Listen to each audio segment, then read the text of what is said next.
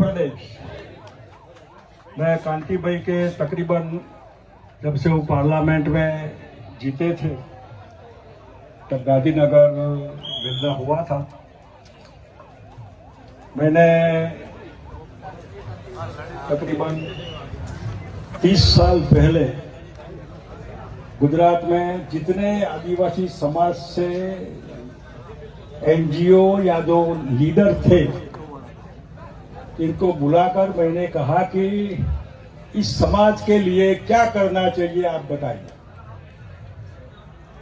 और ये मीटिंग के बाद आदिवासी समाज के लिए महाराष्ट्र पैटर्न था, वो पैटर्न हमने गुजरात पैटर्न करवाया। मैं गोधरा से पार्लियामेंट में था तब बहुत नजदीक से समाज के बीच में समझना देखना मिला। आदिवासी या भील प्रदेश सिर्फ भाषणों से नहीं होगा। आदिवासी समाज खुद मांगे वो अलग बात है, लेकिन और किसी का समर्थन हो इसका मतलब कि आपकी बात में दम है और हम ये समझकर कि जरूरी है भील प्रदेश, इसलिए पूरा सपोर्ट करना है। जिसको जो मानना है वो माने। मैं अभी रांची गया था, गुरुजी मेरे साथ पार्लियामेंट में मिनिस्टर थे। लाइफ पूरी इन्होंने उस अपने प्रदेश के लिए, उस रांची एयरपोर्ट का नाम बिरसा मुंडा एयरपोर्ट, इनकी प्रतिमा। और यही गुजरात में तकरीबन 27 असेंबली सीटें और 10-15 जहां ये समाज वोट करे वो जीते। ऐसे तो ये टेक्निकली कैसे प्रदेश बनेगा उसका अभ्यास करना चाहिए, सोचना चाहिए, कॉन्स्टिट्यूशनली सोचना चाहिए। हो सके तो मैंने कहा था कि राष्ट्रपति हमारी अभी अपने समाज से है तो हमारे लीडर जाए, जो भी दूसरे इसमें सहमत हो, कोई भी पार्टी का एमपी हो, एमएलए हो, लीडर हो, आखिर जाते जाते आप हमारा भील प्रदेश का समर्थन करती जाइए। ऐसी रिक्वेस्ट, ऐसा मेमोरेंडम इनको देना चाहिए। ये मैंने किसी को कहा था, आप कांति भाई को भी आज कहता हूं कि लीड लीजिए, राष्ट्रपति को कहिए कि आप अपने हिसाब से भील प्रदेश का समर्थन के लिए क्या कर सकती है, अपने सरकार के ऊपर क्या दबाव डाल सकती है, करते हैं तो आप बताइए। और उसके पहले एक नक्शा बनाइए। मैंने जो नक्शा बनाया था, महाराष्ट्र, गुजरात, राजस्थान, मध्य प्रदेश, आधा हिस्सा राजस्थान, आधा गुजरात और मध्य प्रदेश का काफी शहर है इसमें। राजस्थान और महाराष्ट्र पार्टली है। 58 असेंबली सीटें, शायद 58 इसमें असेंबली विधानसभा की सीटें आती है। ये जो नक्शा है उसको हर असेंबली, 4 राज्य है, राजस्थान, गुजरात, महाराष्ट्र, असेंबली में इसका प्रस्ताव पास हो, इसका प्रस्ताव पास हो। हम ये राज्य, हमारी असेंबली भील प्रदेश के लिए समर्थन करती है, राष्ट्रपति को भेजे, भारत सरकार को भेजे, 4 राज्य की सरकार भेजे, दूसरे भी भेजे। अगर हमको समर्थन नहीं करेंगे तो हमारा समर्थन भी आपको नहीं मिलेगा, ऐसा अंडरलाइन करके कहना चाहिए कि हमारा समर्थन भी नहीं है। और कौन है ये आज सबसे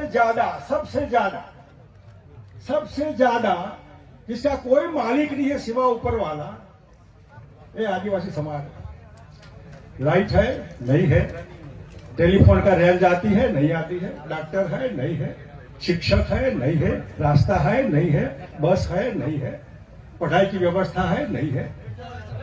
अरे ये सब इंसान है, हमारे भाई है, इनको प्रेम से, सबसे छोटे हैं, इस देश के रियल मालिक है। इन्होंने संस्कृति बचाई है, इन्होंने जंगल बचाए, इन्होंने पानी बचाया। इनको लूटने की कोशिश मत करिए। और इसलिए मैं जो समर्थन करता हूं इंसानियत के नाते कि आप इतनी सरकार की समझ नहीं है कि आपका ध्यान रखें। देखिए, जो माँ बाप भी होते हैं हमारे, कहीं शहर में जाते हैं और अपने बच्चों के लिए कुछ लाते हैं खाने के लिए, चॉकलेट लाए, चुरमुरा लाए, ये लिए, मिठाई लाए। जब माँ घर में आएगी तो सब बच्चे लगे माँ आई, कुछ शहर से कुछ लाई।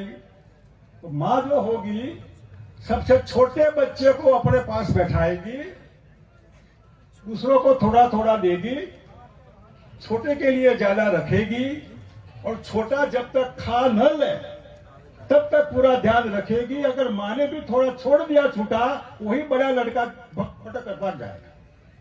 ये छोटा बच्चा है, ममता, माँ की ममता सरकार होती है तो माँ बाप होती है। सरकार की ममता ऐसी चाहिए हमारे लिए कि हमको पूरा समझकर इनको स्पेशल ध्यान देना है।